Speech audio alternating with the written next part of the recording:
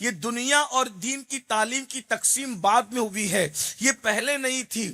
جو سارے علوم اللہ نے قرآن میں بیان کیے تھے تو سارے سبجیکٹ لوگ علماء ہی سے پڑھتے تھے، بعد میں پھر تقسیم ہو گئی۔ ہمارے مفکرین نے کہا ہے یہ ملا اور مسٹر کی جو تقسیم ہے یہ 1857 کے بعد ہوئی ہے، ورنہ یاد رکھیے جو بڑا عالم ہوتا تھا وہ بہترین ڈاکٹر بھی ہوتا تھا، وہ بہترین انجینئر بھی ہوتا تھا۔ آپ بڑے بڑے علماء کو دیکھیے، آپ غور فرمائیے تاج محل کا نقشہ بنانے والے کون ہیں؟ آپ تحقیق تو کیجئے، قلعوں کے نقشہ بنانے والے کون ہیں؟ یہ خوبصورت عمارتوں کے نقشہ بنانے والے کون ہیں؟ تو آپ کو پتا چلے گا یہ سب کے سب اہل علم ہیں۔ اب میں آپ کے سامنے ایک بات پیش کروں، دیکھیے جو بچے پڑھے لکھے وہ جانتے ہیں، ورنہ جو میری بات میں آسان کر کے رکھوں گا، ہندوستان کی سرزمین پر آج سے تقریباً 200 سال پہلے، یعنی جب تک انگریز ہندوستان نہیں آیا تھا اس سے پہلے ہندوستان کے اندر جو چیف جسٹس تھا، یعنی ہندوستان کا سب سے بڑا جج، وہ کون تھا؟ آپ کو پتا ہے جج کے بارے میں آپ کا تصور ہی آتا ہے، وہ کوٹ پہنا ہوگا، وہ پینٹ پہنا ہوگا، داڑھی منڈی ہوگی، کیونکہ آج دیکھ رہے ہیں آپ نے کل نہیں دیکھا، پڑھا بھی نہیں، سنا بھی نہیں۔ میں آپ کے سامنے رکھتا ہوں ہندوستان میں 1857 سے پہلے جو پورے ملک کا سب سے بڑا جج تھا اس کے چہرے پہ داڑھی تھی، وہ پینٹ نہیں پہنتا تھا، وہ ایزار پہنتا تھا، وہ کوٹ نہیں پہنتا تھا، وہ کرتا پہنتا تھا، اس کے چہرے سے داڑھی منڈی ہوئی نہیں تھی، اس کا چہرہ داڑھی سے بھرپور تھا، اور اس کے عالم یہ تھا بہت سارے ججز جو ہے یقیناً تو نماز بھی نہیں پڑھتے، مسلمان بھی ہوں گے تو، لیکن وہ ایسا جج تھا، پہلے تو مسلمان تھا اور ایسا جج تھا کہ ظہر کی اذان سے پہلے وہ کورٹ میں فیصلے کرتا تھا، اور جب ظہر کی اذان ہوتی تھی تو وہی مصلی امامت پر نماز ظہر بھی پڑھاتا تھا۔ آپ جانتے ہیں وہ جج کون سا تھا؟ اس جج کے ہزاروں انگریز شاگرد ہوئے ہیں، انگریزوں نے اپنے بچوں کو اس جج کے پاس بھیجا ہے کہ جاؤ اس سے حاصل کرو علم، کیونکہ ہمارے پاس جو نہیں ہے وہ اس کے پاس ہے۔ اس جج کا نام آپ جانتے ہیں، اسی کو دنیا علامہ فضل خیر آبادی کے نام سے جانتی ہے۔ آزادی کا سب سے عظیم ہیرو ہے، بہت بڑا ہیرو ہے علامہ فضل خیر آبادی رحمت اللہ تعالی علیہ۔ آپ جانتے ہیں جب آپ پر انگریزوں نے جو ہے بغاوت کا الزام لگا کر آپ کو انڈمان کی سرزمین پر بھیجا کالا پانی کی سزا بھگتنے کے لیے، تو جس جج کے سامنے آپ کا مقدمہ رکھا گیا وہ انگریز جج آپ کا شاگرد تھا۔ شاگرد ہونے کے ناطے اس نے علامہ فضل حق سے کہا ہم نے آپ سے سیکھا ہے، اور یہ زمانے کی ستر ظریفی ہے کہ آج فیصلہ کرنے والا خود جو ہے کٹہرے میں کھڑا ہے اور اس کا فیصلہ کیا جا رہا ہے، اور استاد کا فیصلہ شاگرد کر رہا ہے۔ مجھے آپ سے محبت ہے، آپ سے عقیدت ہے، قانون کے ہاتھوں لاچار ہوں۔ آپ بس اتنا کہہ دیجئے کہ انگریزوں کے خلاف جو فتویٰ دیا ہے جس فضل حق نے، وہ فضل حق میں نہیں کوئی اور ہے، میں آپ کو بچا لوں گا، میں نہیں چاہتا کہ آپ کی جان چلی جائے، مگر یاد رکھو، دیکھو دنیا کے ججز اللہ اکبر صرف پیسوں کے لیے، ہندوستان کی بات نہیں کر رہا ہوں، دنیا بھر کی بات کر رہا ہوں، صرف پیسوں کے لیے قاتل کے وارثوں کو، بلکہ قاتل کو جو ہے وہ چھوڑ دیتے ہیں اور مقتول کے وارثوں کو جیل میں ڈال دیتے ہیں۔ لیکن وہ جج جس نے علم دین پڑھا تھا دنیا کے ساتھ، جس کے پاس دنیا کے ایجوکیشن کے ساتھ ساتھ تربیت کا ماحول تھا، جس کے پاس علم دین تھا، جس کے پاس حدیث رسول تھی، لوگ وہ دولت کے لیے انصاف چھوڑ دیتے ہیں، لیکن جب فضل حق کی اپنی جان کی بات آئی، ان کے شاگرد جج نے کہا آپ اتنا کہہ دے کہ وہ فضل حق میں نہیں ہوں، میں تمہیں بچا لوں گا۔ علامہ نے اس کی آنکھوں میں آنکھیں ڈال کے کہا تھا ایک دن دنیا سے جانا ہے، اگر میں جھوٹ بول کر کے بچ جاؤں گا کبھی نہ کبھی تو موت آئے گی، مگر یہ فتویٰ جو شریعت کا ہے یہ قیامت تک باقی رہے گا۔ جھوٹ بول کے جان بچا لوں گا مگر فتوے سے اعتماد اٹھ جائے گا، میں مر تو سکتا ہوں مگر فتوے کو فروخت نہیں کر سکتا۔ نعرہ تکبیر! نعرہ علم والے رسالت، نعرہ حیدری. یہ ہمارے پاس علم والے تھے. ایسے علم والے تھے. بڑے بڑے ڈاکٹرز، بڑے بڑے سائنٹسٹ جو ہے وہ بڑے بڑے علماء ہوا کرتے تھے. آپ سقراط کا نام سنتے ہیں. یہ سقراط کون ہے؟ فیثاغورس کا اصول آپ نے ریاضی میں پڑھا ہے. جو بچے پڑھتے ہیں گجراتی میڈیم میں بھی پڑھتے ہیں، فیثاغورس کا اصول ریاضی میں پڑھایا جاتا ہے. یہ فیثاغورس کون تھا؟ یہ سقراط کون تھا؟ ابو علی سینا کون تھا؟ یہ سب لوگ جو ہے وہ مسلمان تھے، کلمہ پڑھنے والے تھے. میرے بھائیوں، اس لیے آج ہم در در کے بھکاری بن رہے ہیں. غربت اور ذلت آج ہم پر اس لیے مسلط کر دی گئی ہے. آج دوسری قومیں ہمیں اس لیے غلام بنانے کی کوشش کر رہی ہے کہ ہمارے پاس ایجوکیشن نہیں ہے، ہمارے پاس تعلیم نہیں ہے. اس کی وجہ کیا ہے؟ لوگ کہتے ہیں مولانا، ایک تو مالدار لوگ سے سمجھتے ہیں کہ ہمیں دولت ہمارے پاس ہے تو ہمیں تعلیم کی کیا ضرورت ہے. یاد رکھنا، علم کی ضرورت ہر ایک انسان کو ہے. اور غریب لوگ یہ کہتے ہیں ہم غریب اپنے بچوں کو کیسے پڑھا سکتے ہیں. یہ دونوں مسئلہ ہے. مالدار اس لیے نہیں پڑھ رہا کہ اس کے پاس مال ہے، اور غریب اس لیے نہیں پڑھ رہا کہ اس کے پاس مال نہیں ہے. اب میں دونوں کا مسئلہ حل کرنا چاہتا ہوں. ایک بات یاد رکھنا، آپ کو کس نے کہہ دیا کہ آج آپ مالدار ہو تو کل بھی مالدار رہو گے؟ یہ کس نے کہا آپ سے کہ آج مالدار ہو تو کل بھی مالدار رہو گے؟ یاد رکھنا، دولت سائے کی طرح ہے. صبح کسی کے آنگن میں، دوپہر کسی کے آنگن میں، اور شام کسی کے آنگن میں. یاد رکھنا، موسم بدلنے ٹائم لگتا ہے، حالات بدلنے ٹائم نہیں لگتا. ہم نے اتنی چھوٹی سی عمر میں کووڈ سے پہلے کے غریبوں کو کووڈ کے بعد مالدار ہوتے دیکھا ہے، اور کووڈ سے پہلے مالداروں کو کووڈ کے بعد جو وہ غریب ہوتے دیکھا ہے.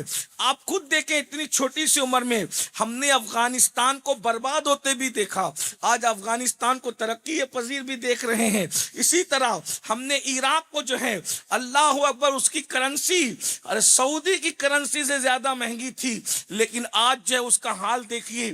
وہاں کی عراق کی زکوٰۃ تقسیم ہونے کے لیے ممبئی تک آتی تھی، اور آج عراق کی عورتیں ہم آستانوں پہ جاتے ہیں تو بھیک مانگتی ہے. دیکھو حالات اتنی جلدی بدلتے ہیں. اس لیے دولت پہ ناز نہ کرنا. یہ دولت جو ہے وہ مٹی کا گھروندہ جو ہوتا ہے زمین پر، اس سے بھی زیادہ کمزور ہے، مکڑی کے جالے سے بھی زیادہ کمزور ہے. دولت پر بھروسہ کر کے ایجوکیشن سے دور مت بھاگو، اپنے بچوں کو پڑھاؤ. اللہ کرے دولت ہمیشہ رہے تمہارے پاس. لیکن آپ کو میں ایک بات بتاؤں، حالات بدلتے ہیں. کیسے بدلتے میں آپ کے سامنے رکھوں. مغل خاندان 7 صدیوں تک جس نے ہندوستان میں حکومت کی، 700 سال تک، جب بہادر شاہ ظفر جو آخری بادشاہ اکھنڈ بھارت کا، اس کا جو ناشتہ لگتا تھا تاج محل کے اندر، مالداروں کی خاص توجہ چاہتا ہوں کیونکہ آپ نے عنوان دیا تو میں اس پہ بات کر رہا ہوں کہ یہ جو دولت کے نشے میں ادمات کرتے ہو نا، اور علم کی طرف، عبادت کی طرف، تقوی کی طرف نہیں آتے، تو یہ ہندوستان کی تاریخ ہے. چیک کر لینا میں جو کہہ رہا ہوں، ہسٹری پڑھ رہا ہوں ہندوستان کی. تاج محل کے اندر بہادر شاہ ظفر کا ناشتہ لگتا تھا تو 800 ڈشیں سجتی تھی. 800 ڈشیں کس کو کہتے ہیں؟ ناشتے میں. میں کہتا ہوں کہ ایک ایک لقمہ بھی بندہ لے تو بھی وہ اتنا نہیں چکھ سکے. شادیوں میں 8 ڈشیں ہوتی ہے تو ہم سب نہیں کھا پاتے. 800 ڈشیں، اور کچھ لوگوں نے کم کر کے بتایا تو انہوں نے کہا کہ 200 ڈشیں سجتی تھی. کم سے کم چلے 200 پکڑ لیں. لیکن وہ بادشاہ جس کے ناشتے میں 200 ڈشیں سجا کرتی تھی، اس کی زندگی کا آخری مقدمہ لڑنے کے لیے جب وہ انگریزوں کی کورٹ میں کھڑا تھا تو اس وقت اس کے بدن پر میلا کرتا تھا، دھلا ہوا بھی نہیں تھا، اور ٹوپی اس کی پھٹی ہوئی تھی. اور بادشاہ بہادر شاہ ظفر اپنا مقدمہ خود لڑ رہے تھے. تو وہ جو اپنی دلیلیں پیش کر رہے تھے تو زبان کچھ کہہ رہی تھی اور ہاتھ کا اشارہ کچھ. ہاتھ اشارہ کیسے کرتا ہے؟ انسان جو کہتا ہے وہی ہاتھ اشارہ کرتا ہے. اس کو آپ باڈی لینگویج کہتے ہیں نا. جو زبان سے نکلتا ہے وہی ہاتھ اشارہ کرتا ہے، آنکھیں اشارہ کرتی ہے، بدن اسی کے مطابق اشارہ کرتا ہے، ہونٹ اسی کے مطابق ہلتے ہیں. لیکن بہادر شاہ ظفر کا آخری مقدمے کا آخری دن جب وہ انگریزوں کی کورٹ میں اپنی دلیل پیش کر رہے تھے تو بادشاہ کی زبان کچھ کہہ رہی تھی اور ہاتھ کے اشارے کچھ کہہ رہے تھے. محققین نے تحقیق کر کے بتایا آخر ایسا کیوں ہوا کہ زبان کچھ کہہ رہی تھی اور ہاتھ کچھ کہہ رہے تھے. تو کہا بادشاہ کو اس دن اتنی بھوک لگی تھی کہ کئی دن سے انہوں نے کھانا نہیں کھایا تھا, تو ان کو سمجھ نہیں آ رہی تھی کہ میں بول کیا رہا ہوں اور ہاتھ سے اشارے کیا کر رہا ہوں. یہ دنیا ہے, دنیا سے بڑی بے وفا کوئی چیز نہیں ہے. شہد دکھائے, زہر پلائے, قاتل ڈائن, شوہر کش, اس مردار پہ کیا للچایا. دنیا دیکھی بھالی ہے, دنیا سے زیادہ بے وفا اور کوئی چیز اللہ نے پیدا نہیں کیا. سب سے بدترین اور بے وفا کوئی چیز ہے تو اسے دنیا کہتے ہیں. یہ ذلیل اور حقیر اتنی ہے کہ اس کی حیثیت اللہ کے نزدیک مچھر کے پر کے برابر نہیں ہے, مکھی کے پر کے برابر نہیں ہے. جب مغلوں کا آخری تاجدار, آخر 200 ڈشوں کا ناشتہ سجانے والا, اللہ اکبر, جب زندگی کی آخری دن ایسے گزار سکتا ہے تو اللہ نہ کرے کسی پر بھی یہ وقت آ سکتا ہے, کسی کے لیے بھی ایسے حالات آ سکتے ہیں. تو ایسے وقت میں آدمی اپنی سیفٹی کے لیے مضبوط چیز کیا کر سکتا ہے تو وہ علم ہے. مولائے کائنات فرماتے ہیں دولت اور علم میں فرق یہ ہے کہ دولت کی حفاظت دولت مند کرتے ہیں اور علم والے کی حفاظت خود کرتا ہے. یاد رکھنا, اور دولت خرچ کرنے سے گھٹتی ہے اور علم خرچ کرنے سے بڑھتا ہے. دولت مند کو اس کے محلے میں بھی کوئی پہچانے نہ پہچانے, علم والے کو پوری دنیا میں پہچانا جاتا ہے. علم کا شہرا پوری دنیا میں رہتا ہے. دولت مند دفن ہوتا ہے تو اس کا نام بھی مٹ جاتا ہے, علم والا دفن ہوتا ہے تب بھی اس کا نام زندہ رہتا ہے.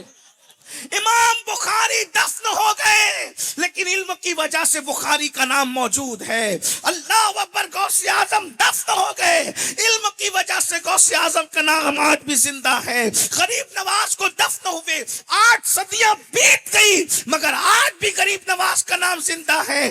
ہندوستان کے دولت مندوں کی قبروں کا نشان نہیں ملتا مگر علم والے معین الدین کا گنبد آج بھی چمک رہا ہے. یزید دولت مند تھا, قبر کا نشان ختم ہو گیا. حسین علم والے تھے, آج بھی ان کے گنبد چمکتے دمکتے نظر آ رہے ہیں. نعرہ تکبیر, نعرہ رسالت. آپ نے اس اینگل سے دیکھا یزید کے بگڑنے کی وجہ اس کی جہالت ہے, امام حسین کے حوصلوں کی وجہ ان کا علم ہے جو ان کے نانا نے ان کو عطا فرمایا تھا, جو ان کے بابا نے ان کو عطا فرمایا تھا, جو ان کی امی نے ان کو عطا فرمایا تھا. ہلدی اور چندن سے نہانے والی مغل شہزادیوں کی قبروں کے نشان مٹ گئے مگر سیدہ فاطمہ جو علم والی تھی آج بھی ان کا نام جب تک منبر پہ لیا نہیں جاتا خطبہ مکمل نہیں کیا جاتا. سیدہ زینب پاک کے علمی خطبے کی گھن گرج آج بھی شام کے میدان کے اندر نظر آتی ہے, شام کے محلوں میں نظر آتی ہے, شام کے بازاروں میں نظر آتی ہے. یاد رکھنا علم پھر علم ہے میرے بھائیوں. اس لیے میری گزارش ہے کہ اگر چاہتے ہو اپنی سیفٹی چاہتے ہو, کیونکہ علم والا جہاں بیٹھے گا وہاں دکان کھولے گا. علم کا اپنا انداز ہے. امام بخاری کو شہر بدر کر دیا گیا, جہاں جا کر کے درسگاہ سجائی وہیں ہزاروں کا ہجوم لگ گیا, لوگوں نے لاکھ بائیکاٹ کیا. علم پھر علم ہے. امام اعظم کوفہ رہے, عزت دار رہے, کوفہ سے نکال دیے گئے, بغداد میں رہے, بغداد میں بھی وہی دھوم دھام رہی. اس لیے یاد رکھیے علم کی اپنی اہمیت ہے. علم جہاں ملے اس کو حاصل کرو.